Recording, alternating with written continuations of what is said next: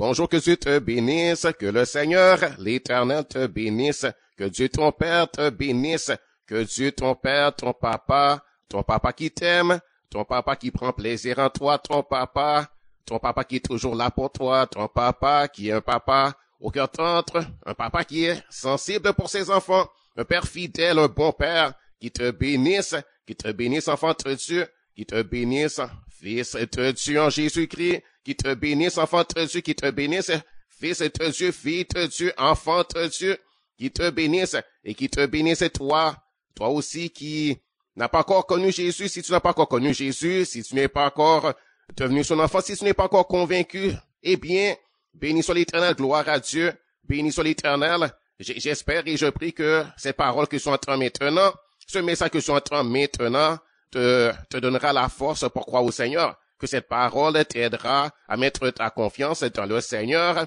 et à croire et à recevoir de lui, béni soit l'Éternel, à recevoir la vie éternelle qu'il t'offre, à dire oui à son adoption et à être convaincu qu'il t'aime et qu'il veut te bénir. Béni soit l'Éternel, gloire à Dieu. Il veut te donner la vie éternelle. Gloire au Seigneur. Merci Seigneur. Béni soit Dieu. Béni soit l'Éternel. Donc aujourd'hui, j'accorde de vous partager un message d'encouragement, un message pour vous aider à croire et à recevoir de Dieu, un message sur le sujet de comment prier et recevoir de Dieu, comment prier, béni soit l'Éternel, comment prier et recevoir ce que Dieu a promis, recevoir ce que tu demandes de Dieu, recevoir lorsque tu demandes à Dieu, béni soit l'Éternel, recevoir par le moyen de la prière, gloire à l'Éternel, savoir prier des principes importants pour prier, des principes importants de la prière pour être efficace de la prière, béni soit l'Éternel, c'est-à-dire pour prier et que la prière puisse être exaucée, prier de façon que la prière puisse être exaucée de Dieu, parce qu'il y a une façon de demander, il y a une façon de s'approcher de Dieu, il y a une façon, béni soit l'Éternel, gloire au Seigneur, il y a des principes importants, gloire à l'Éternel, béni soit Dieu, gloire au Seigneur, alléluia, gloire à l'Éternel. Donc, béni soit l'Éternel, la première chose que j'accorde de vous parler, c'est sur le sujet d'être reconnaissant à Dieu et d'avoir de la gratitude pour Dieu. Béni soit l'Éternel. Gloire au Seigneur, gloire à Dieu, gloire à l'Éternel. Béni soit l'Éternel. Gloire au Seigneur. Alléluia. Merci Seigneur. Donc, être reconnaissant à Dieu et avoir de la gratitude pour Dieu. On a de quoi être reconnaissant à Dieu. On a de quoi avoir de la gratitude à notre Dieu. N'est-il pas notre Créateur? N'est-il pas celui qui a créé les cieux et la terre? N'est-il pas celui qui a créé nos rivières, nos océans, nos cours d'eau? N'est-il pas celui qui nous a donné l'eau à boire? N'est-il pas celui qui a créé les arbres fruitiers qui nous servent de nourriture? N'est-il pas celui qui a créé le soleil qui nous éclaire? N'est-il pas celui qui a créé la nature? Béni soit l'Éternel. N'est-il pas celui qui a créé tout ce qu'on utilise pour nous faire des choses, pour nous fabriquer des choses? N'est-il pas celui qui nous a donné notre intelligence et notre sagesse? N'est-il pas celui qui nous a formé un corps, qui nous a créé un corps? N'est-ce pas de lui que nous viennent tous nos talents, nos capacités de raisonnement, de réflexion, capacité de parler, capacité d'apprendre, capacité d'ingénierie, capacité de se reproduire, d'avoir des enfants. Béni soit l'Éternel, gloire au Seigneur. Mais n'est-ce pas lui qui nous a donné un corps? N'est-ce pas lui qui nous a donné tous les talents qu'on a, ceux qui savent jouer de la musique? La musique, ça vient de Dieu. La capacité de chanter, la capacité de chanter et le talent que certaines personnes ont pour chanter et qui chantent tellement bien. Béni soit l'Éternel. Et ils chantent tellement bien et ils en font une carrière de chanter pour réjouir le cœur des autres. Ils vendent des disques. Ils enregistrent leur voix. Ils enregistrent leurs chansons et ils vendent et ça leur sert et ça leur rapporte beaucoup. Ça leur rapporte un salaire. Ça leur rapporte beaucoup. Béni soit l'Éternel. Gloire à Dieu. Il y en a qui deviennent même riches même riches avec le don que Dieu leur a donné. Et ça vient de Dieu. Béni soit l'Éternel. Gloire à Dieu. Dieu a déjà fait beaucoup pour nous.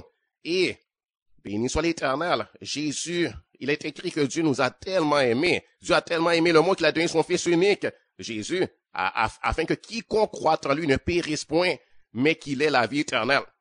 Le plus beau don que Dieu nous a fait, c'est de nous donner son Fils, Jésus. Son Fils Jésus pour être le sauveur du monde, pour être notre sauveur. Il a donné un sacrifice pour nous, un sacrifice expiatoire. Son Fils a été immolé à la croix. Son Fils a été crucifié. Son Fils a été donné comme sacrifice afin que on puisse vivre. Il a accepté de donner son Fils. Il est venu, il est mort. Il a été frappé. Il a été blessé. Il a été humilié. Il s'est livré à la mort pour nous, afin de nous donner la vie éternelle. Dieu nous a donné son Fils. Béni soit l'Éternel. Il a donné pour le salut du monde, pour la délivrance du monde, pour le salut de nos peuples, de nos nations, de nos familles, pour le salut de quiconque croit. Gloire au Seigneur. Il a donné. C'est le plus beau don que Dieu nous a fait. Le don de nous donner son Fils pour qu'on ait la vie éternelle. Béni soit l'Éternel par Jésus, par son Fils. Nous pouvons avoir la vie éternelle. Gloire à Dieu. Gloire au Seigneur. Béni soit l'Éternel. Gloire à Dieu. Lorsqu'on reçoit Jésus, mais on reçoit la vie éternelle. Et Dieu nous offre l'adoption. Et on devient ses enfants par adoption. On reçoit l'adoption. Béni soit l'Éternel. Gloire à Dieu. On est honoré en cela. On est honoré. Il nous prend. Nous qui ne sommes pas ses enfants, nous étions seulement ses créatures. Et maintenant, il nous prend avec lui et fait de nous ses enfants par adoption. Et voici qu'on reçoit un héritage. On devient ses héritiers. Béni soit l'Éternel. On devient tes princes. Gloire au Seigneur. On devient tes gens de haut rang. On reçoit de l'autorité par cela. Par l'adoption, on reçoit de l'autorité, de grands privilèges. Béni soit l'Éternel. Sa maison devient notre maison. Son palais devient notre maison. Béni soit l'Éternel. Gloire à Dieu. On a accès à son palais. Béni soit l'Éternel. Sa ville devient notre ville. Béni soit l'Éternel. La Jérusalem céleste devient notre ville. Gloire au Seigneur. Et ce qui appartient à notre papa céleste, à notre papa, ça nous appartient. Ce qui appartient à notre Père, ça nous appartient. On devient héritier de Dieu et co-héritier de Jésus-Christ. Gloire au Seigneur, gloire à Dieu. On est béni de Dieu. On est honoré de Dieu. Il nous honore, il nous donne beaucoup d'honneur. En cela, béni soit l'Éternel. Il nous a pardonné nos péchés lorsque nous les avons confessés. Gloire au Seigneur. Donc, on a de quoi être reconnaissant. On a beaucoup à être reconnaissant. Donc, c'est très important. C'est très important d'être reconnaissant. C'est très important de remercier Dieu. C'est très important d'être reconnaissant, de reconnaître ce que Dieu nous a fait et de remercier Dieu pour ses bienfaits envers nous.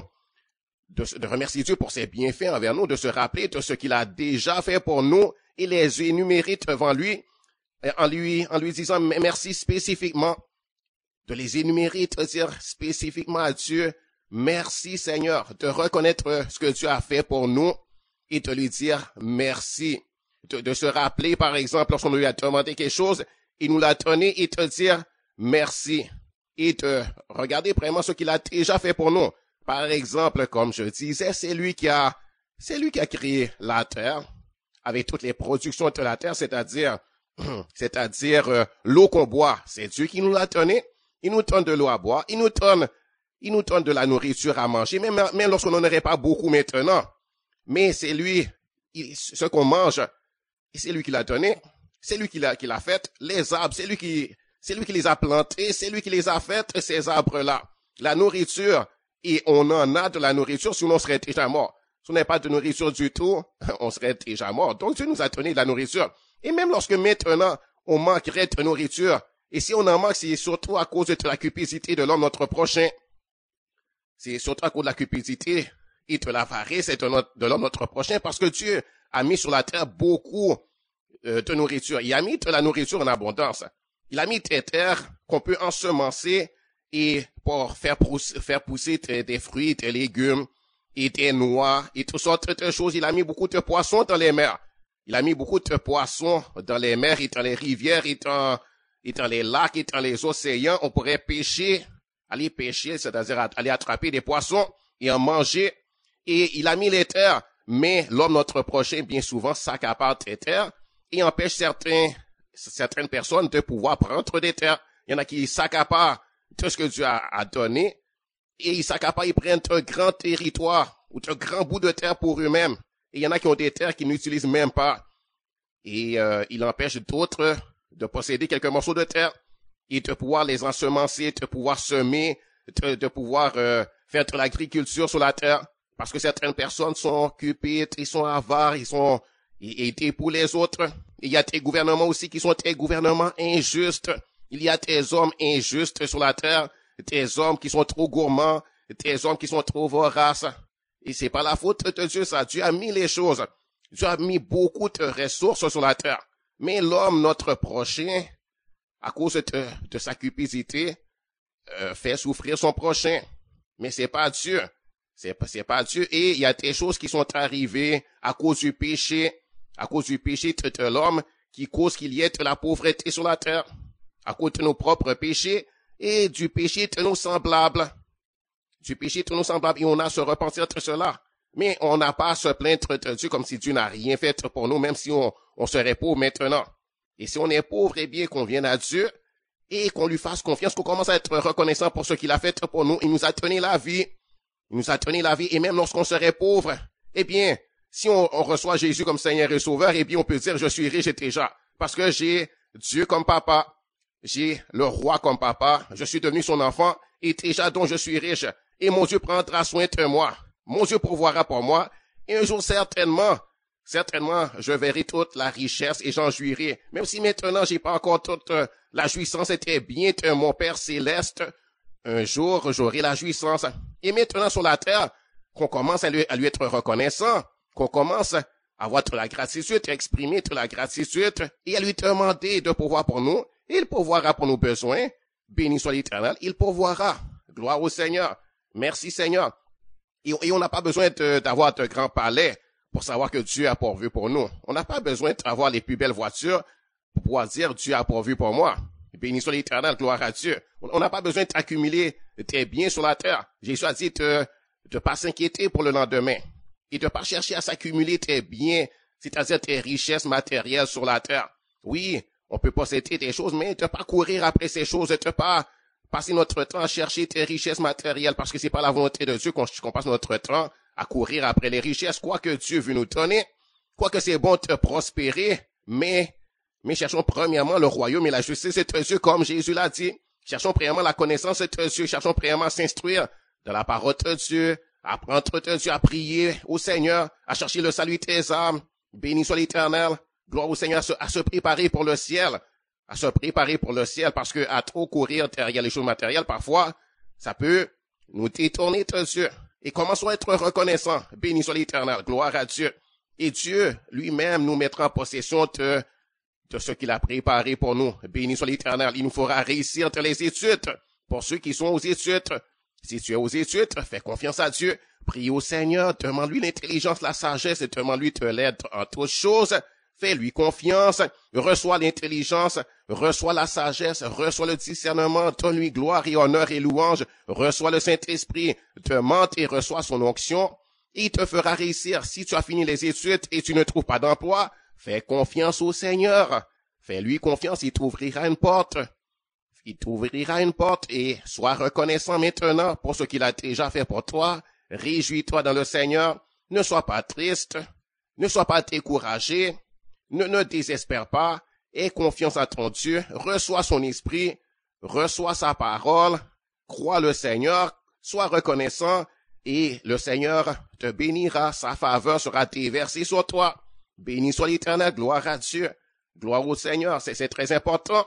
C'est très important de reconnaître tout le bien que Dieu nous a fait, de reconnaître ouvertement sa bonté, sa bienveillance à notre égard et lui dire merci. Lui dire merci d'un cœur reconnaissant.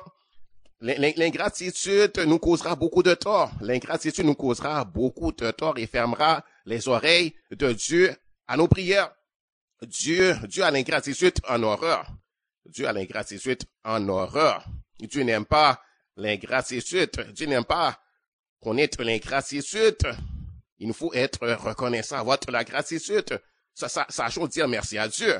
Sachons dire merci à Dieu, sachons exprimer notre reconnaissance. Si l'on se plaint, que Dieu n'a rien fait pour nous, c'est ça justement qui le bloque et l'empêche de nous bénir. Pas parce que celui qui se plaint celui qui se plaint ici disant Dieu n'a rien fait pour moi, Dieu ne répond jamais à mes prières. J'ai tellement traduit, fait jamais rien pour moi. Il répond jamais à mes prières. Je ne vois jamais rien. Je ne vois jamais rien s'accomplir. Dieu a rien fait pour moi. Eh bien, la personne qui parle comme ça, sache que c'est une ingratitude. Repens-toi, ne le fais plus. Ne fais plus ça. Mais, commence à reconnaître qu'il a fait pour toi. Commence à reconnaître qu'il a déjà fait pour toi. Et ne sois pas incrédule. Ne sois pas incrédule parce que dire, Dieu n'a rien fait pour moi. J'ai prié, j'ai tourmenté et il n'y a jamais rien qui se passe. Je ne reçois jamais rien de Dieu. Il fait jamais rien pour moi. C'est toujours la même chose. Il n'y a rien qui change. Dieu m'a rien donné. Dieu a rien fait pour moi. Eh bien, parler comme ça, c'est mauvais. C'est de l'ingratitude, ça. Reconnais-le maintenant. Si tu n'as pas compris que c'est une chose qui te nuisait, que c'était mauvais, que c'était de l'ingratitude et que c'est une chose déplaisante au cœur de Dieu, c'est une chose déplaisante à son cœur. Tu es en train de faire du tort à ton Dieu en disant ça. Tu es en train d'être ingrat. Tu es en train de pécher à son égard. C'est mal faire ça. Il a déjà fait beaucoup pour toi. Il t'a créé, il t'a fait, il t'a donné le soleil pour t'éclairer. Et puis aussi, la vie éternelle, tu l'obtiens gratuitement. Commence par recevoir la vie éternelle. Et ne méprise pas la vie éternelle comme si c'était rien, comme si c'était pas grand chose. Alors que il t'offre la chose la plus importante, c'est de te donner la vie éternelle. Et il te donne son esprit, le Saint-Esprit, l'Esprit de l'Éternel. C'est pas une chose matérielle, c'est vrai. Mais pense pas que c'est les choses matérielles seulement qui ont de la valeur. Il te donne la vie éternelle. Il te donne son esprit, le Saint-Esprit. Et le Saint-Esprit, tu l'obtiens simplement en le tourmentant et en le recevant par la foi. C'est Jésus qui a tout fait pour que tu puisses l'obtenir. Eh bien, si tu as reçu, et vraiment, même si tu n'as pas reçu le Saint-Esprit, c'est pas sa faute. C'est à cause de ton incrédulité. Commence à croire maintenant, cesse d'être incrédule et cesse de mépriser les choses spirituelles de Dieu, les choses invisibles qui ont bien plus de valeur et bien plus d'importance que les choses matérielles. Ça a bien plus de valeur, l'argent, même s'il te donnerait $1 million, ou bien il te donnerait une belle maison, une superbe maison, une maison à plusieurs étages, une maison tellement belle, une maison qui vaudrait même des millions de dollars, comme par exemple les maisons que possèdent certaines vedettes d'Hollywood, ou bien des sportifs qui font des millions de dollars par année, les footballeurs, les footballeurs et toutes sortes de sportifs, ou bien les chanteurs qui ont des millions de dollars. Mais même si tu aurais une belle maison comme ça, une maison qui ressemblerait à un palais, un beau manoir sur la terre, même si il te donnerait ça, même si tu aurais ça, mais que tu n'aurais pas la vie éternelle, eh bien, cette maison, un jour, tu aurais la quitter. Et ceux-là qui ont ces belles maisons, mais qui n'ont pas la foi, et qui n'ont pas fait confiance à Dieu, qui n'ont pas demandé à avoir la vie éternelle, qui ont méprisé ces choses, la vie éternelle, qui ont méprisé la relation avec Dieu, qui ont méprisé l'adoption que Dieu leur offre, qui ont méprisé un héritage éternel de fils que Dieu leur offre, ils n'ont pas vu l'importance d'avoir ça. C'est des choses invisibles. Et puis, c'est pas une chose qu'ils peuvent manger. C'est pas une chose qui peut remplir leur ventre. Et à cause de cela, mais ils méprisent ça. Comme si c'est rien. Comme si c'est pas une chose désirable. C'est pas une chose à rechercher. C'est même pas une chose à aller à Dieu et à recevoir de la part de Dieu alors que Dieu leur offre ça gratuitement. Dieu l'offre à tout le monde. Dieu offre à tout le monde d'être son enfant et d'être un prince, d'être sauvé, d'avoir la vie éternelle, d'être pardonné du péché. Et il y a des gens, et malheureusement beaucoup de gens sur la terre, ils méprisent ça. Ils ne voient pas que c'est un trésor. Ils ne cherchent pas ce trésor-là, ils ne le désirent pas, même lorsqu'on leur présente, même lorsque tes enfants de Dieu leur parlent.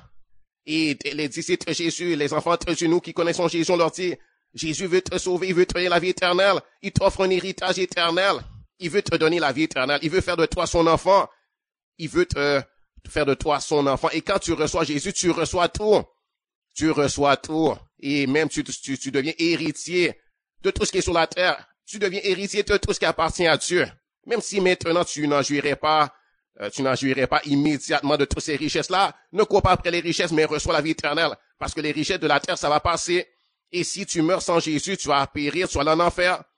Tu vas tout perdre. Tu vas perdre toute la carrière. Un jour, tu n'en auras plus de carrière. Un jour, tu n'en auras plus de belles maisons et tout ça. Quand la mort va venir, tu vas tout perdre. Reçois Jésus et il y en a qui méprisent ça. Les vedettes d'Hollywood qui préfèrent l'argent et la gloire et qui même vendent leur âme à Satan pour avoir ces choses-là. Eh bien, ils vont tout perdre. Donc, c'est important d'être reconnaissant envers Dieu et de commencer par reconnaître que Dieu a fait pour nous et de lui dire merci pour la vie éternelle. Et de reconnaître que la vie éternelle qu'il nous a donnée, c'est beaucoup. Il nous donne de l'honneur et de la gloire et de la puissance par cela. Béni soit l'Éternel. On a relation avec le roi, le Seigneur. On a son amitié. Béni soit l'Éternel. Gloire au Seigneur. Béni soit l'Éternel. Et puis les choses matérielles, il nous a déjà donné.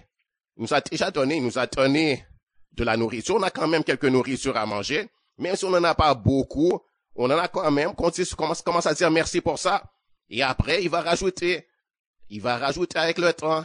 Et il ouvrira une porte. Tu veux travailler, c'est bon de travailler. C'est la volonté de Dieu que tu travailles. C'est Dieu qui a dit que l'homme travaillera de ses mains. Tu veux travailler, tu as quelques talents, tu veux mettre ton talent à profit. Tu as fait tes études, tu veux mettre ça à profit. Ou bien même si tu n'as pas fait d'études, tu as quand même quelques talents. Tu as tes dons, tu as ton corps, tu es capable de faire tes choses. Certainement, tu es capable de faire tes choses. Certainement, tu es capable de faire certaines choses. Tout le monde est capable de faire quelque chose quand même. Tout le monde, Dieu a donné quelques talents à tout le monde. Il y a personne qui soit capable de rien, qui soit capable de rien faire et qui n'aurait pas la capacité de rien faire, même pas de semer quelques semences. Et semer la semence, c'est pas une chose tellement difficile. Dieu a donné à tout le monde la capacité d'être utile, la capacité de faire quelque travail quand même, quelque travail utile qui lui rapportera quelque chose, qu'il plante quelque chose et ça a poussé, et il pourra prendre de ce qu'il a semé et manger. Béni soit l'Éternel qu'il travaille pour une personne qui a un commerce, pour une compagnie qui produit qui fabrique quelque chose, et il reçoit un salaire de cela. Béni soit l'Éternel, gloire à Dieu. Dieu pourvoit pour nous d'une façon ou d'une autre. Béni soit l'Éternel. Si tu sais pas comment, demande au Seigneur. Et même si tu comprends pas comment Dieu pourvoira pour toi, demande-lui simplement. Et lui sait comment il pourvoira. Seulement toi, demande-lui et sois reconnaissant. Et ne sois pas impatient. Et sois reconnaissant. Béni soit l'Éternel, gloire à Dieu. Donc, sachons exprimer notre reconnaissance. Si on se plaint que Dieu n'a rien fait pour nous, comme je disais, c'est ça justement qui le bloque et qui l'empêche de te bénir davantage. Parce que celui qui se plaint ainsi est ingrat. Dieu a déjà fait beaucoup pour toi. Jésus mourut une mort honteuse pour toi, afin que tu ne périsses pas, comme je disais, mais que tu aies la vie éternelle, une vie glorieuse, une vie de prince, une vie heureuse et magnifique. Commence à dire merci pour ça, premièrement.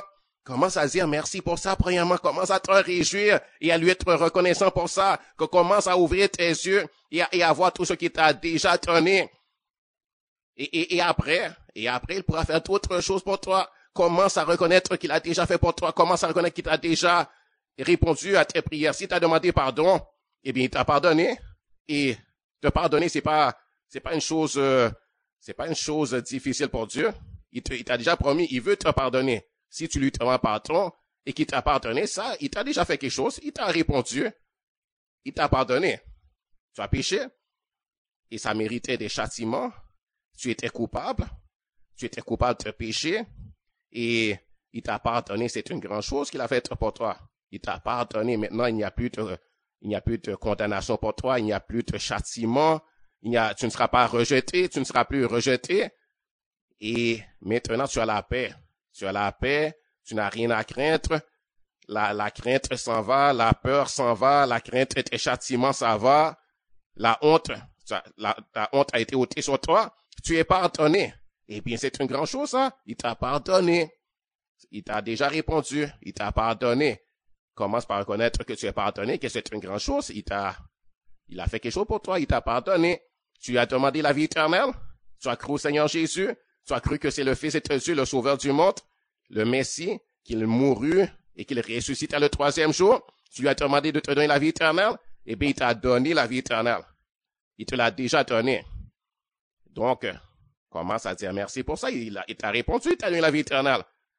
Il t'a donné la vie éternelle. Même si même si tu serais encore malade dans ton corps, que tu n'aurais pas encore vu la guérison, mais il t'a déjà donné la vie éternelle. Il t'a déjà donné la vie éternelle. Il est écrit, il y avait un monsieur qui s'appelait Lazare. Il est écrit, il y avait un homme malade, couvert d'ulcères, qui était assis à la porte d'un riche. Cet homme-là était malade, il était couvert d'ulcères, il s'appelait Lazare. Ça c'est dans Luc chapitre 16. Donc il y avait ce monsieur-là qui s'appelle Lazare. Il était malade, couvert d'ulcères. Il était désireux de se rassasier, il était miettes qui tombaient de la table d'un riche. Et ce monsieur-là, cependant, il avait la foi. C'est un homme qui avait la foi en Dieu. Il aimait Dieu. Il croyait en le Dieu d'Abraham, d'Isaac et de Jacob. Il avait confiance en lui. Il lui avait demandé de sauver son âme, de lui donner la vie éternelle, de pardonner ses péchés. Et il était pardonné. Il était pardonné. Il avait la vie éternelle. C'était un des descendants d'Abraham. Il avait la foi d'Abraham. Et il avait son nom inscrit dans le livre de vie de Dieu. Mais cependant, il était malade dans son corps. Il était couvert d'ulcères. Il était pauvre. Il était misérable. Quoique c'était même pas la volonté de Dieu qu'il soit pauvre et misérable. Mais, je pense que c'est parce que ce monsieur-là n'avait pas fait comme David. Il n'avait pas demandé à Dieu de le guérir. Il n'avait pas ouvert la bouche et mis sa confiance en Dieu pour la guérison de son corps physique. Il n'a pas demandé à Dieu et il n'a pas demandé à Dieu de le secourir dans ce domaine-là de sa vie, mais il avait seulement eu confiance en Dieu pour avoir la vie éternelle. Donc il avait la vie éternelle. Et ce monsieur-là mourut et la Bible dit que Dieu envoya un ange qui le conduisit dans un lieu qu'on appelle le sein d'Abraham. Et il y avait un riche qui, lui, ce riche-là, menait joyeuse et brillante vie. C'est un monsieur riche, c'est un monsieur prospère, c'est un monsieur qui était couvert de fin lin. Il avait des habits somptueux. Et il mangeait, il faisait des festins. Il mangeait les meilleures productions du pays, les plus bons mets, les mets les plus délicats. Mais cependant, ce monsieur-là n'avait pas la foi. C'était un monsieur incrédule. Il méprisait les enseignements des prophètes. Il méprisait Dieu. Il cherchait pas la relation avec Dieu. Il cherchait pas, il n'avait jamais confessé ses péchés à Dieu, jamais demandé pardon. Il méprisait la loi de Dieu. Il n'avait pas la foi. Il n'était pas sauvé. Il n'avait pas la vie éternelle, ce monsieur-là. Il vivait seulement pour les choses de la terre, seulement pour les plaisirs, pour connaître tous les plaisirs, parce qu'il savait qu'il allait mourir et il croyait pas que après il y aurait un jugement. Il ne croyait pas au jugement de Dieu. Il croyait pas qu'il serait châtié et qu'il irait dans le séjour des morts. Il pensait qu'après après la vie sur la terre, on meurt et c'est fini, on n'existe plus. Mais c'était faux. Quoique Dieu ait parlé par ses prophètes, Dieu ait parlé à Adam et Ève, il a parlé aux hommes au cours des générations, mais ce monsieur-là, lui, ne croyait pas. Comme maintenant Dieu a parlé, et on a la Bible, et il y a les prophètes, les apôtres, Jésus lui-même est venu, et Dieu a parlé, ça fait, depuis que l'homme est sur la terre, Dieu parle, il parle encore, mais il y a beaucoup de gens qui refusent de croire ça. Dieu a dit que lui, Dieu a créé les cieux et la terre, il y a beaucoup de gens qui disent non, c'est pas vrai. Ils disent que ça s'est fait tout seul. Ils disent que nous sommes des descendants de singes. Et ils croient les mensonges de la théorie de l'évolution de Darwin. Ils croient des mensonges. Et ils ont la Bible, mais ils contestent ce qui est écrit dans la Bible. Ils contestent ce que Dieu a déclaré de lui-même. Ils contestent que Dieu soit le créateur. Ils disent non, c'est pas vrai. Et ils disent non, il n'y a pas de ciel, il n'y a pas de Dieu. Et ils disent il n'y a pas d'enfer. Et ils se pensent bien intelligents, mais un jour, ils se retrouveront dans ce lieu qu'ils disent qu'il n'existe pas, c'est-à-dire en enfer. Béni soit l'Éternel pour sa bonté et pour ses bienfaits. Gloire au Seigneur. Donc soyons reconnaissants. C'est important d'être reconnaissants. Béni soit l'Éternel. Dans Colossiens chapitre 3, à partir du verset 12, il est écrit, ainsi donc, comme des élus de Dieu saints et bien-aimés, revêtez-vous d'entrailles de miséricorde, de bonté, d'humilité, de douceur, de patience. Supportez-vous les uns les autres, et si l'un a sujet de se plaindre de l'autre, pardonnez-vous réciproquement. De même que Christ vous a pardonné, pardonnez-vous aussi. Mais par-dessus toutes ces choses, revêtez-vous de la charité, c'est-à-dire de l'amour qui est le lien de la perfection, et que la paix de Christ à laquelle vous avez été appelés pour former un seul corps règne dans vos cœurs, et soyez reconnaissants, et soyez reconnaissants. Dieu nous dit d'être reconnaissants. Dans Luc chapitre 17, verset 12, à partir du verset 12, il est écrit, comme il entrait, on parle de Jésus ici, comme Jésus entrait dans un village, 10 lépreux vinrent à sa rencontre. Se tenant à distance, ils élevèrent la voix et dirent, Jésus, Maître, aie pitié de nous. Dès qu'il les eut vus, il leur dit, allez vous montrer au sacrificateur. Et pendant qu'ils y allaient, il arriva qu'ils furent guéris. L'un d'eux, se voyant guéri, revint sur ses pas, glorifiant Dieu à haute voix. Il tomba sur sa face aux pieds de Jésus et lui rendit grâce. C'était un Samaritain. Jésus, prenant la parole, dit, les 10 n'ont-ils pas été guéris? Et les 9 autres, où sont-ils? Ne s'est-il trouvé que cet étranger pour revenir et donner gloire à Dieu? Puis il lui dit, lève-toi, va, ta foi t'a sauvé. Voyez-vous, il y avait eu 10 personnes, 10 lépreux. Ils étaient 10 atteints de lèpre, atteints d'une maladie terrible, d'une maladie honteuse, d'une maladie qui les faisait honte, d'une maladie qui les humiliait, d'une maladie qui les faisait souffrir terriblement, d'une maladie qui les empêchait d'avoir une vie normale. Ils étaient obligés d'être rejetés par la société. Ils ne pouvaient pas vivre en société. Ils ne pouvaient pas vivre avec leurs parents, avec leurs amis. Ils ne pouvaient jamais se marier à cause de la lèpre parce que la lèpre c'était tellement contagieux que personne n'aurait voulu les marier. Personne n'aurait voulu les marier. Ils ne pouvaient pas se marier. Donc, ils ne pouvaient pas avoir des enfants dans ces conditions. Ils étaient rejetés. Ils souffraient. Ils étaient humiliés. Ils étaient dans la honte. Et puis voici, ils ont crié à Jésus. Ils avaient entendu que Jésus guérit les malades. Ils avaient entendu que Jésus est plein de compassion, qu'il a le pouvoir de te guérir et que Jésus veut bien les guérir. Donc, ils ont élevé la voix, ils ont supplié au Seigneur Jésus de les guérir, de les secourir donc et de les guérir parce que Jésus en avait le pouvoir. Et voici Jésus leur a dit, va te montrer au sacrificateur. Et pendant qu'ils y allaient, ils furent guéris.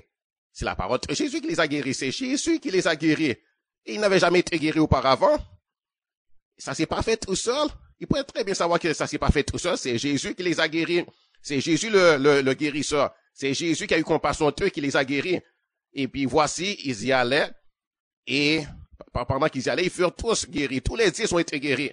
Tous les 10 ont été guéris, puis purifiés de leur lèpre, guéris de leur lèpre, instantanément. Et ils l'ont vu. Et ils pouvaient très bien le ressentir entre leur corps et le voir. C'était clair, c'était manifeste.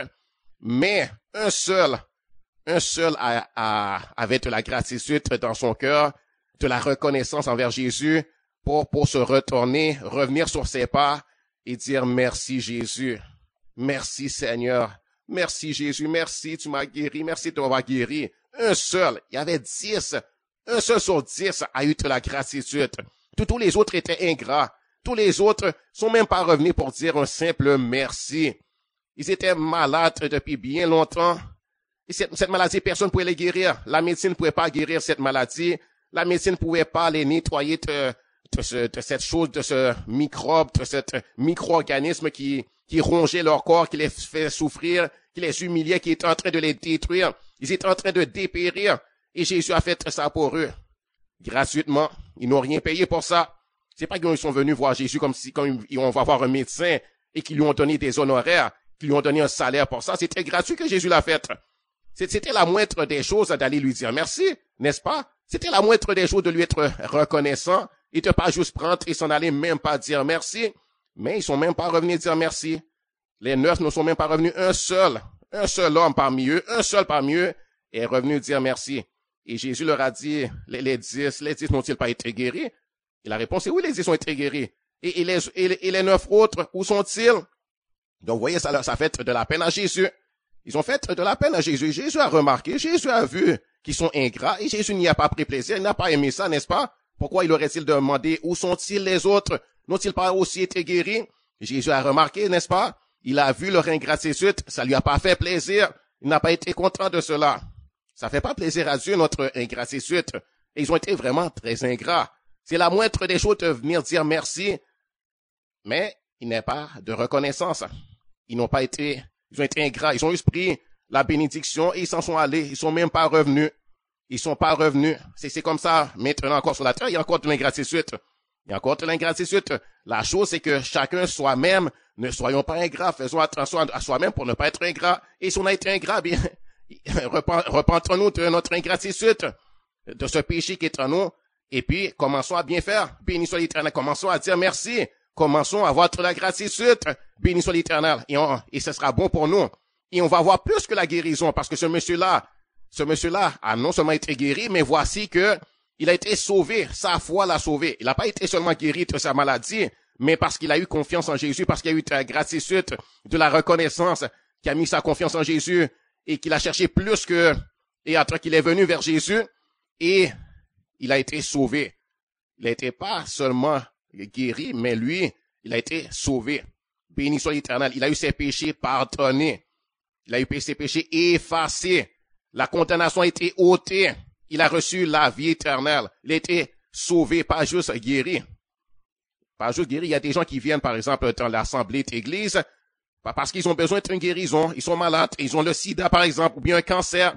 Ils ont entendu que Jésus guérit. Ils ont entendu qu'en allant à l'église, que les gens de l'église prieraient pour eux et que Jésus les guérirait. Ils viennent dans l'assemblée. Voici, on prie pour eux. Ils sont guéris et puis on ne les revoit plus de l'assemblée. On ne les revoit plus du tout parce que tout ce qu'ils cherchaient, c'était une simple guérison.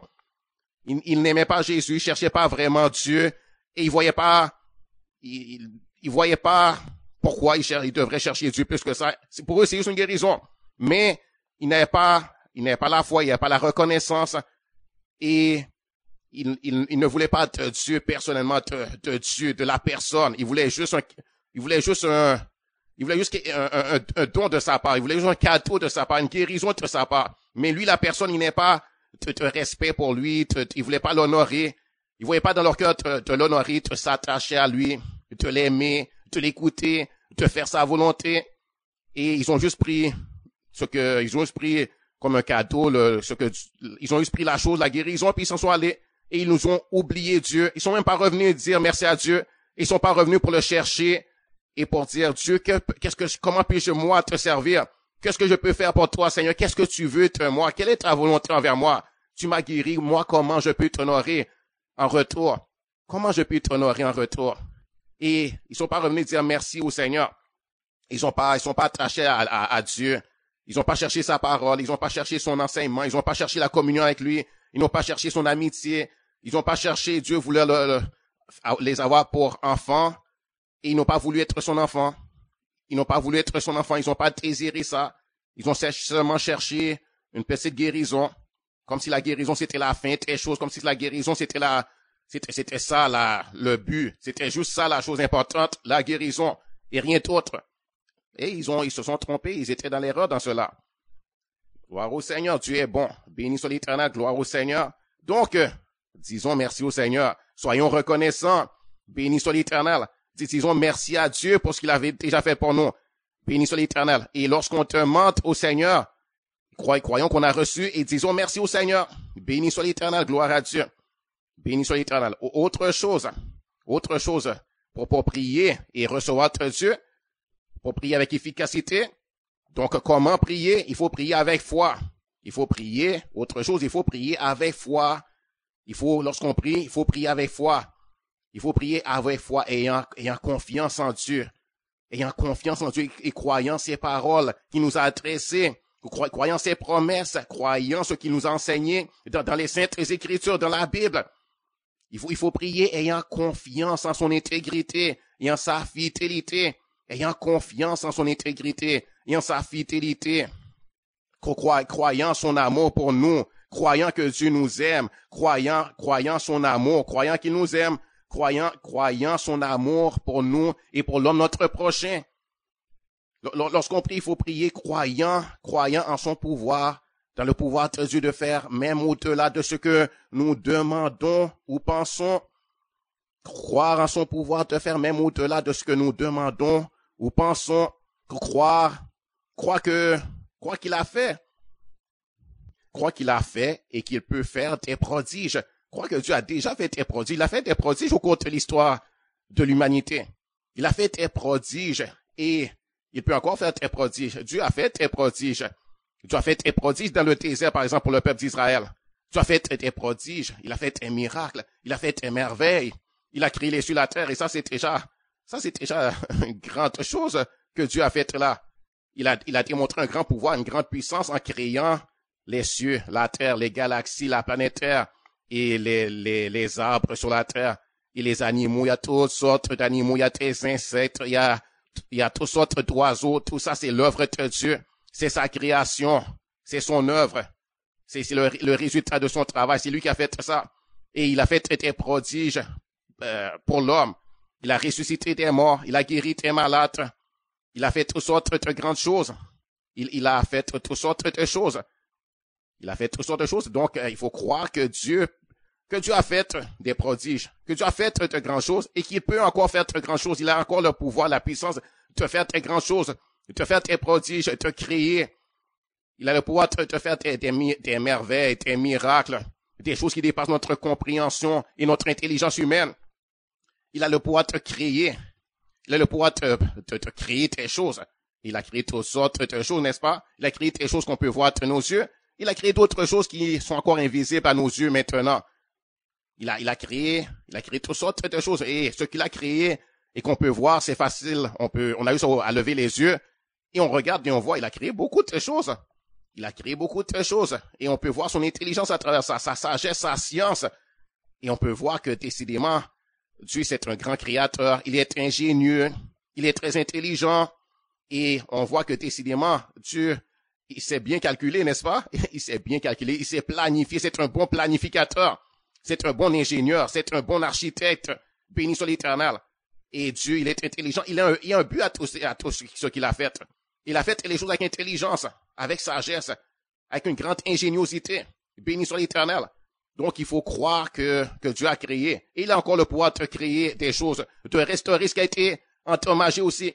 Il a le pouvoir de reconstruire, de rebâtir. Il faut croire que Dieu a le pouvoir aussi de détruire des choses mauvaises, comme par exemple détruire le péché, détruire des maladies, détruire des cancers, détruire le diable, détruire des choses mauvaises qui nous nuisent. Dieu a le pouvoir de détruire aussi, parce qu'il y a des choses qui doivent être détruites. Dieu a le pouvoir de détruire des choses mauvaises, de les exterminer, de les réduire à rien, de réduire des choses mauvaises et maléfiques à rien. Comme par exemple la maladie, comme par exemple le péché. On a bien d'être débarrassé du péché, bien Dieu détruit le péché. Dieu a le pouvoir de détruire le péché. Dieu a le pouvoir de détruire les maladies. Dieu a le pouvoir de détruire aussi les virus et les bactéries qui causent des maladies, qui contaminent, qui causent des maladies, des infections. Parce que lorsque ça vient, on a besoin, lorsqu'on prie, de croire Dieu. Il faut le croire. Il faut pas juste demander et même pas croire. Si on demande et on croit pas, si on demande et on fait juste demander juste pour ouvrir la bouche et dire des paroles, mais on croit pas vraiment, on est rempli de tout et on pense pas que quoi que ce soit va s'arriver, ou bien on fait juste dire, on verra bien s'il y a quelque chose qui va s'arriver. Je vais essayer de te demander, je vais voir, et on verra bien si quelque chose va se produire. Si on prend cette attitude-là, on n'aura rien. Certainement, la puissance de Dieu va pas se manifester en notre faveur. Certainement, on ne recevra rien. Si on prie et on croit même pas, on croit pas que en Dieu, on croit pas, on lui fait pas confiance, on croit pas que quoi que ce soit va arriver, eh bien, ça vaut même pas la peine de prier dans ce cas-là. Il faut commencer par se repentir. Il faut commencer par se repentir et croire. Béni soit l'Éternel. Donc, il faut croire Dieu. Il faut croire qu'il a le pouvoir et la puissance et l'intelligence de te guérir. Il faut croire que il a le pouvoir, la puissance et l'intelligence de te guérir, de purifier de toute contamination, de toute impureté, de toute intoxication, de tout empoisonnement du corps, de l'âme et de l'esprit aussi. Parce qu'on a un esprit. Et l'esprit peut être infecté, peut être contaminé et a besoin d'être purifié, d'être guéri aussi. Donc, Dieu a le pouvoir. Il faut croire qu'il a le pouvoir et dire qu'il a le pouvoir. Reconnaître dans nos cœurs qu'il a le pouvoir et reconnaître de la bouche qu'il a le pouvoir. Il faut croire que rien n'est impossible à Dieu. Croire en sa personne. Il faut croire en sa personne toute entière et ne pas douter de lui. Ne pas être incrédule à son égard. Et il faut pas réduire Dieu à notre niveau, à nous non plus. Comme si on voit que nous, les hommes, on n'est pas capable de faire quelque chose. Et là, on dit, mais comment est-ce que Dieu serait capable de le faire? Comment est-ce que ça pourrait se faire? Il faut pas réduire Dieu à notre niveau, à nous. on voit bien qu'il est bien plus grand que nous, donc il faut juste le croire. Et pas passer sur notre temps à raisonner, à essayer de voir, mais comment est-ce qu'il va faire ça? Comment est-ce qu'il pourrait faire ça? Et de réduire, il faut pas réduire Dieu par notre raisonnement à notre niveau à nous. Il faut juste croire. Et on lui demande quelque chose. Si on a bien une guérison, on lui demande et on le laisse faire. On lui demande et on le laisse faire. On lui demande, on croit qu'il a entendu. On croit que on le reçoit de lui. On croit que on a une réponse positive de sa part, que sa volonté c'est oui. Et on croit qu'il se met à l'œuvre pour le faire. Et on croit qu'on a reçu de lui. Si le manifeste tout de suite, eh bien, gloire à Dieu. Si le manifeste dans 2-3 jours, eh bien, gloire à Dieu. Si le manifeste dans une semaine, eh bien, gloire à Dieu. Si il prend plus de temps aussi, gloire à Dieu. Il a le droit de faire comme il veut. Mais simplement, on lui fait confiance et on croit Dieu et on lui dit merci. On se réjouit en lui et on continue. C'est pas que seulement que lorsqu'on prie, on croit et après avoir prié comme si maintenant on peut cesser de croire. Il faut continuer à croire. Il faut demeurer dans la foi. Il faut continuer à avoir confiance en lui. Il faut continuer. Et après avoir prié, ne pas rentrer dans le doute. Il faut continuer à croire. Il faut continuer à croire jusqu'au bout. Il faut continuer à croire toujours. Et ne jamais cesser de croire.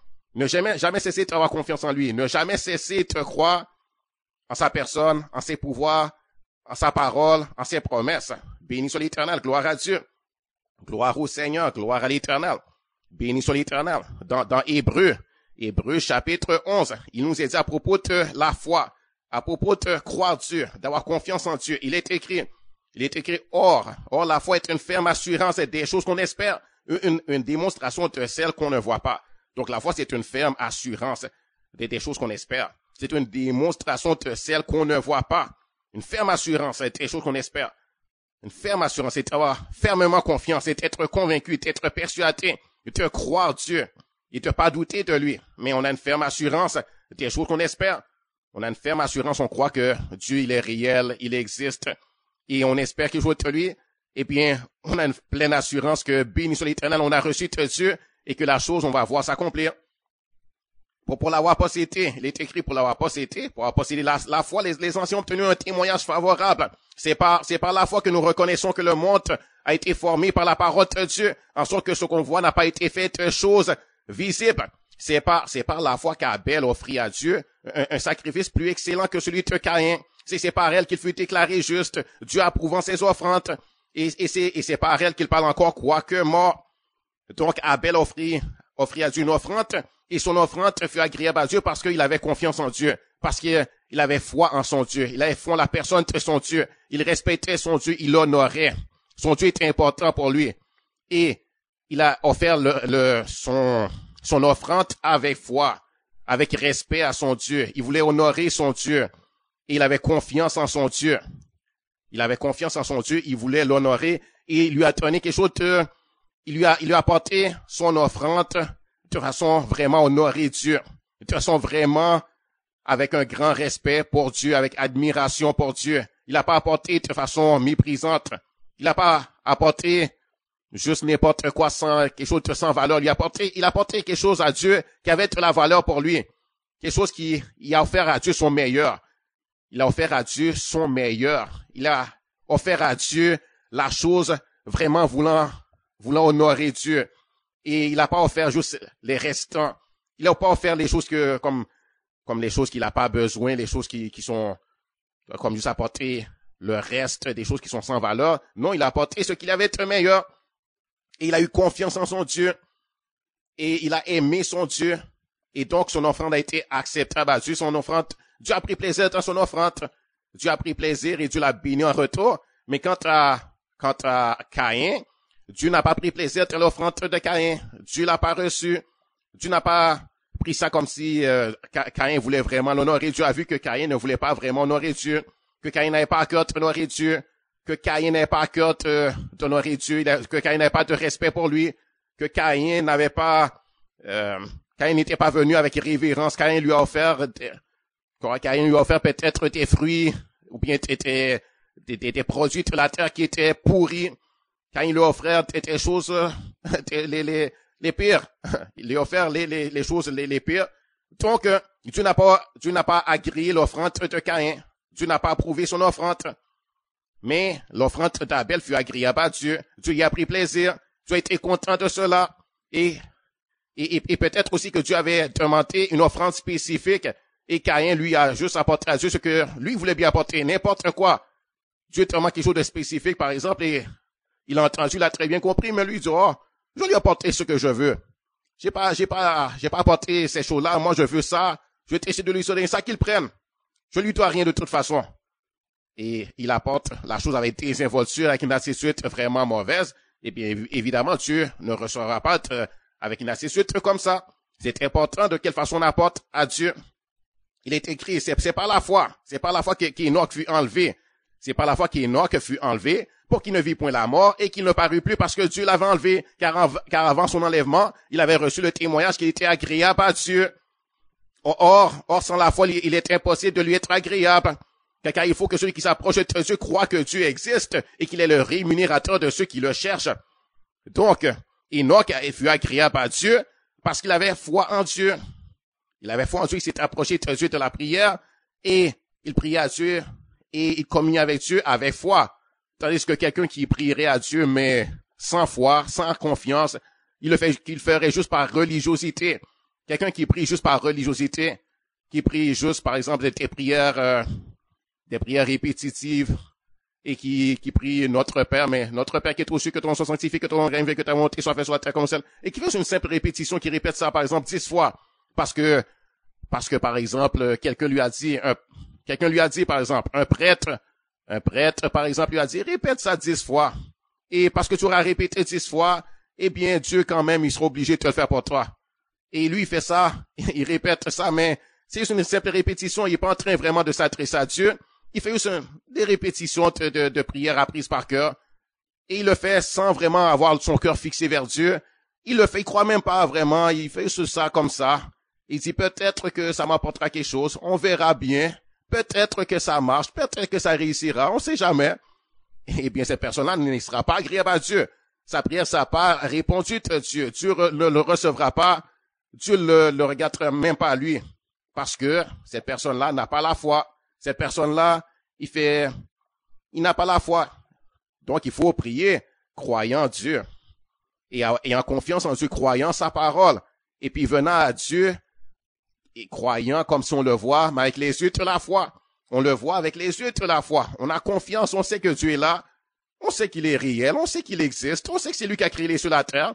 On sait qu'il est, à travers sa parole, il s'est révélé à nous. Il nous a dit qu'il est. Il nous a parlé de son caractère, de sa personne, de sa volonté. Et simplement, on vient, on croit. Et on s'approche à Dieu avec tout ça dans le cœur. Et on s'approche à Dieu avec foi. Donc, il est écrit, or, sans la foi, il est impossible de lui être agréable, car il faut que celui qui s'approche de Dieu croit que Dieu existe et qu'il est le rémunérateur de ceux qui le cherchent. C'est par la foi que Noé, divinement averti des choses qu'on ne voyait pas encore, et c'est une crainte respectueuse, construisit une arche pour sauver sa famille. C'est par elle qu'il condamna le monde et devint héritier de la justice qui s'obtient par la foi. Donc la justice s'obtient par la foi. On devient héritier de Dieu. Par exemple, on devient son enfant par la foi, parce qu'on a cru. Il nous a offert quelque chose, il nous a dit, je te promets l'adoption, je veux t'adopter, je veux être ton père, je veux que tu deviennes mon enfant. Et puis on a été à Dieu, on dit, Seigneur, tu le veux, tu m'offres l'adoption, je veux l'adoption. Il a obtenu l'adoption par la foi. Béni soit l'Éternel, gloire à Dieu. Béni soit l'Éternel, gloire à Jésus. C'est par la foi, c'est par la foi qu'Abraham, lors de sa vocation, obéit et est parti pour un lieu qu'il devait recevoir en héritage et qu'il partit sans savoir où il allait. C'est par la foi qu'il vint s'établir dans la terre promise, comme dans une terre étrangère, habitant sous des tentes, ainsi qu'Isaac et Jacob, les co-héritiers de la même promesse. Donc, par la foi, parce qu'on croit à Dieu, eh bien, on va obéir. Quand il nous demande quelque chose, eh bien, on va le faire. Si Dieu nous demande, par exemple, de nous faire baptiser dans l'eau, le baptême d'eau, pour s'identifier avec la mort et la résurrection de Jésus, eh bien, on va le faire, on va lui obéir. Ce que Dieu nous demande, on va le faire. Donc, ça, c'est la foi. La foi se voit aussi par l'obéissance à faire ce que Dieu nous demande. Abraham obéit et il partit. Dieu l'avait appelé. Dieu lui a dit, quitte ta patrie, va à tel endroit. Et il a obéi. Il a fait ce que Dieu lui a dit. Donc, la foi aussi se voit par notre obéissance à faire ce qu'il nous demande. Béni soit l'Éternel. Gloire à Dieu. Et il a Et il a été grandement béni de Dieu parce qu'il a eu foi en Dieu, il a eu confiance en Dieu, et il a fait ce que Dieu lui a demandé. Dieu lui a promis quelque chose, il a été pour prendre possession de ce que Dieu lui a promis. Béni soit l'Éternel. Il est écrit. C'est par la foi qu'il vient s'établir dans la terre promise, comme dans une terre étrangère, habitant sous des tentes, ainsi qu'Isaac et Jacob, les co-héritiers de la même promesse, car il attendait la cité qui a de solides fondements. C'est celle dont Dieu est l'architecte et le constructeur. C'est par la foi que Sarah elle-même, malgré son âge avancé, fut rendue capable d'avoir une postérité, c'est-à-dire d'avoir des enfants, parce qu'elle crut la fidélité de celui qui a fait la promesse. C'est pourquoi de ce homme déjà usé de corps, n'a qu'une postérité nombreuse comme les étoiles du ciel, comme le sable qui est sur le bord de la mer, et qu'on ne peut compter. Donc, pareillement, si toi, tu as un problème de stérilité, d'infertilité, tu n'arrives pas à avoir tes enfants comme c'était le cas de Sarah, la femme d'Abraham, eh bien, demande à Dieu et aie confiance à Dieu, et garde confiance jusqu'à la fin. Et garde confiance, crois Dieu, demande-lui avec foi des enfants, demande-lui de te guérir de ta stérilité, de te donner des enfants, et Dieu le fera, comme il a fait pour Sarah, et pour Abraham, comme il a fait pour beaucoup d'autres. Dieu est puissant, croit qu'il a le pouvoir. C'est lui qui donne les enfants, c'est lui qui a créé le corps. Et s'il y a eu le corps un problème, il est capable de te réparer le corps, et te rendre capable d'enfanter. C'est lui qui donne les enfants. Et même si quelques années ont passé, t'as pas encore vu la chose s'accomplir, garde la foi, garde confiance. Abraham a gardé confiance, il a gardé la foi, et c'est après 25 ans qu'il a eu sa promesse. Donc, même si beaucoup d'années ont passé, aie confiance en ton Dieu, et ne sois pas irrité, ne sois pas fâché, ne sois pas mécontent, et ne dis pas, oh, Dieu m'a oublié, Dieu ne fait jamais rien pour moi, Dieu m'écoute jamais. Mais non, il faut pas parler comme ça. Mais il faut donner gloire à Dieu et dire merci Seigneur. Seigneur, il faut commencer à prier pour cet enfant, dire Seigneur, l'enfant que tu me donneras, je prie qu'il soit rempli de foi, que ce soit un enfant plein de sagesse, et commence à bâtir la vie de ton enfant par la prière. Commence à établir les choses dans sa vie par la prière. Commence à te préparer aussi à être un père, à être une mère. Commence à te préparer, commence à t'instruire, à savoir comment être un bon père.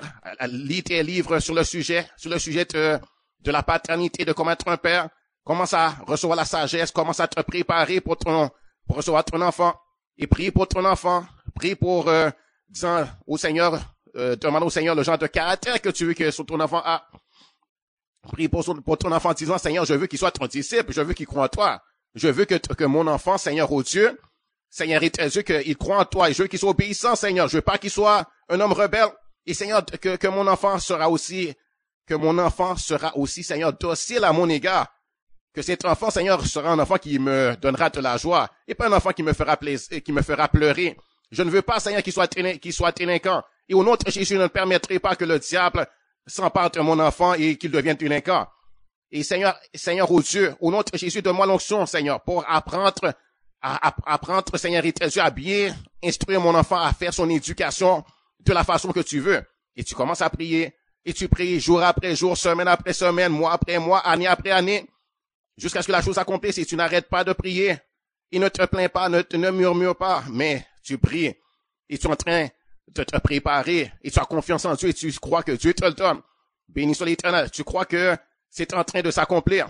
Tu crois que c'est en train de s'accomplir. Tu crois que Dieu t'a dit oui. Et tu verras la chose s'accomplir. Béni soit l'Éternel. Gloire à Dieu. Gloire au Seigneur. Tu commences à te réjouir. Et tu commences à préparer pour ton enfant. Tu commences à te préparer. Tu prépares vraiment par la prière. Tu prépares par exemple aussi en t'instruisant, en cherchant dans la Bible tous les sujets qui concernent l'éducation de ton enfant. Comment éduquer ton enfant. Là, il faut savoir réprimander l'enfant de la bonne façon. Il faut savoir instruire ton enfant, etc., etc. Et béni soit l'Éternel, même tu commences à préparer aussi, même financièrement pour ton enfant. Tu commences à préparer, même financièrement pour ton enfant, tu commences à regarder les choses que tu pourrais préparer financièrement pour ton enfant. Béni soit l'Éternel, croyant que tu auras un enfant, croyant que l'enfant s'en vient. Béni soit l'Éternel, croyant que bientôt ta femme sera enceinte, ou bien toi la femme, croyant que bientôt tu seras enceinte. Béni soit l'Éternel de ton mari, et que tu as enfanté, tu auras tes enfants, et tu commences à donner gloire à Dieu. Béni soit l'Éternel, et tu pries beaucoup pour ton enfant. Tu n'attends même pas que d'être devenu enceinte, mais tu pries tout de suite. Tu commences à prier pour ton enfant. C'est autre chose. concernant son cœur, concernant son esprit, concernant son avenir, concernant son éducation et concernant toutes choses. Prie au Seigneur. Donc, c'est par la foi que Sarah elle-même, malgré son âge avancé, donc regarde même pas ton âge, si tu as déjà 45 ans, c'est pas impossible pour Dieu de te rendre ancêtre. Dis pas, oh, j'ai déjà 45 ans, prie au Seigneur. Prie au Seigneur.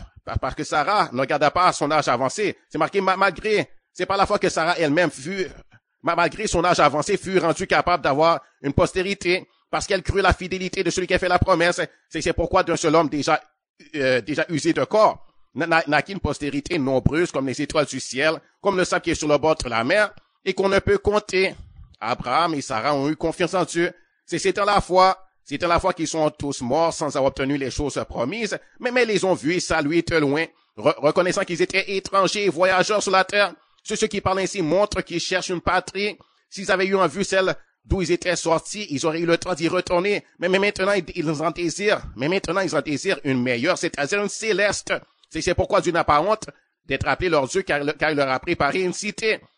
Béni soit l'Éternel. Donc, ces gens-là avaient les yeux fixés plus loin que sur les choses de la terre. Ils savaient que Dieu a préparé une cité céleste pour eux, que Dieu a préparé des choses qui dépassent la mort, parce que, par exemple, Abraham savait, Dieu lui a promis des choses, qu'il aurait une postérité nombreuse comme les étoiles du ciel, mais il savait très bien que c'est pas pendant les jours de sa vie sur sa terre que ces jours-là allaient s'accomplir, que ça devait être après. Il croyait que Dieu allait pouvoir te ressusciter, il savait que Dieu lui donne la vie éternelle, et que sa postérité le verrait aussi, parce que si, après la mort, c'est fini, eh bien, à quoi ça lui aurait servi s'il meurt, il n'aurait même pas vu ses enfants, mais il savait que il aurait la jouissance et la relation avec les enfants, la jouissance de ses enfants, c'est-à-dire d'avoir une relation avec ses enfants, et de pouvoir leur parler, de pouvoir les voir, ces enfants-là, de pouvoir les connaître, ces enfants-là, et de dire, mais ça, c'est mes enfants. Bonjour, mon enfant. Bonjour, mon fils.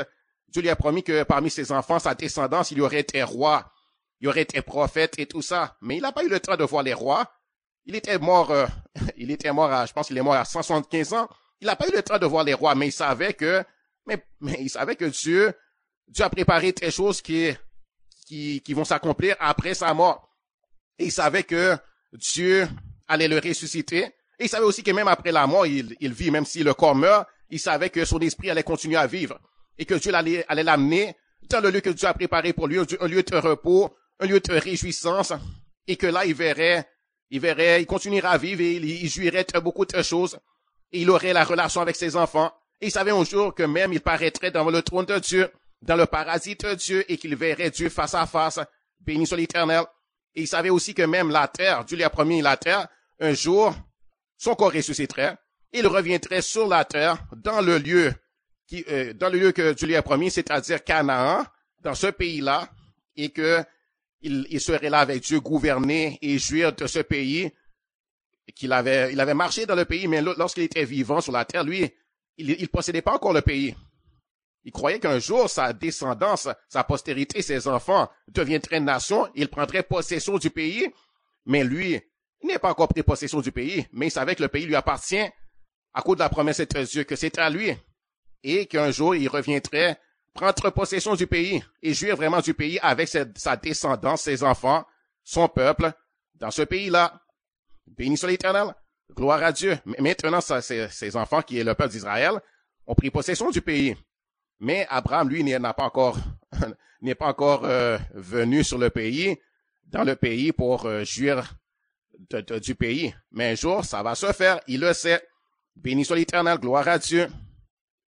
Donc, c'est écrit, c'est par la foi qu'Abraham offrit Isaac lorsqu'il fut mis à l'épreuve, et qu'il offrit son fils unique, lui qui avait reçu les promesses, et à qui il avait été dit, en Isaac sera nommé pour toi une postérité. Il pensait que Dieu est puissant même pour ressusciter les morts, mais, et aussi le recouvra-t-il par une sorte de résurrection.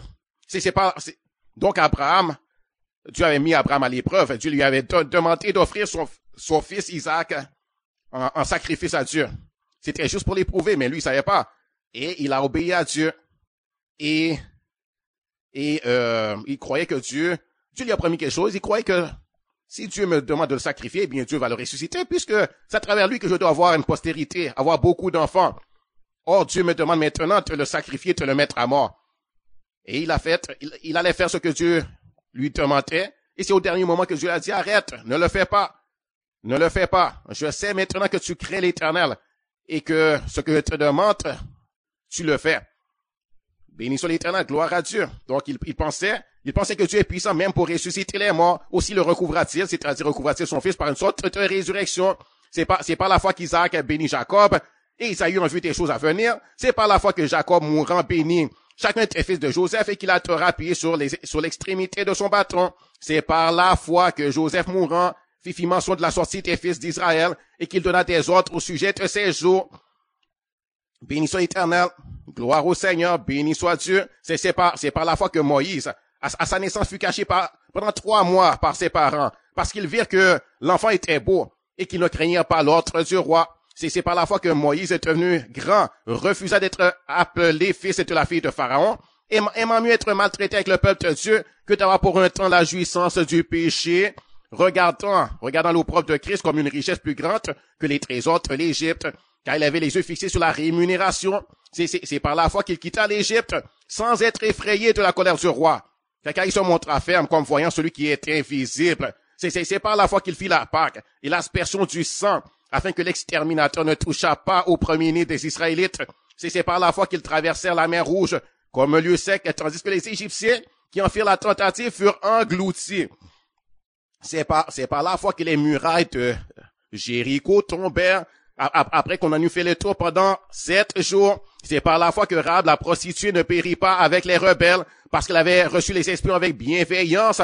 Et que dirais-je encore, car le temps me manquerait pour parler de Gédéon, de Barak, de Samson, de Jephthé, et de David, de Samuel et des prophètes qui par la foi vainquirent des royaumes, exercèrent la justice, obtinrent des promesses, fermèrent la gueule des lions, et éteignirent la puissance du feu, et échappèrent aux tranchants de l'épée, guérirent de leurs maladies, furent vaillants la guerre, mirent en fuite des armées étrangères, des femmes recouvrirent leurs morts, par la résurrection, d'autres furent livrés au tourment et n'acceptèrent point de délivrance afin d'obtenir meilleure résurrection, d'autres subirent les moqueries et le fouet, les chaînes et la prison.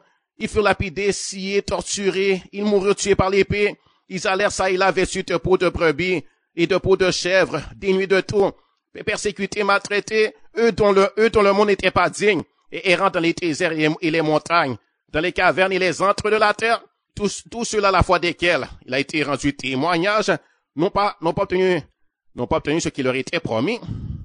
Dieu ayant vu quelque chose de meilleur pour nous, afin qu'il ne parvienne pas sans nous à la perfection. Béni soit l'Éternel, gloire à Dieu, gloire au Seigneur. Donc, par la foi, ils ont obtenu beaucoup de choses. Et la plus grande chose qu'il leur est promis, c'est la perfection. Et la perfection, ça viendra plus tard.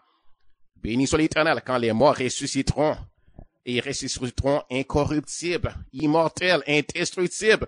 Béni soit l'Éternel avec un corps glorieux, magnifique, et ils prendront possession d'autres choses que Dieu leur a promis, et dont ils n'ont pas encore pris la possession. Par la foi, ils guérirent de leurs maladies. Donc, par la foi, on peut guérir de nos maladies. Par la foi, on peut chasser les démons. Par la foi, on peut enfanter des enfants. Béni soit l'Éternel lorsqu'il y a la stérilité. On peut enfanter des enfants là. Il n'y a rien qui peut nous empêcher d'enfanter. Par la foi, on obtient ce que Dieu promet. Béni soit l'Éternel, gloire à Dieu, gloire au Seigneur. Donc, sois encouragé, mon frère, sois encouragé, ma sœur. Béni soit l'Éternel, gloire à Dieu. Reçois ce que le Seigneur a pour toi. Aie confiance en ton Dieu. Prie avec foi et avec gratitude, avec reconnaissance. Dis merci au Seigneur. Alléluia. Que le Seigneur te bénisse.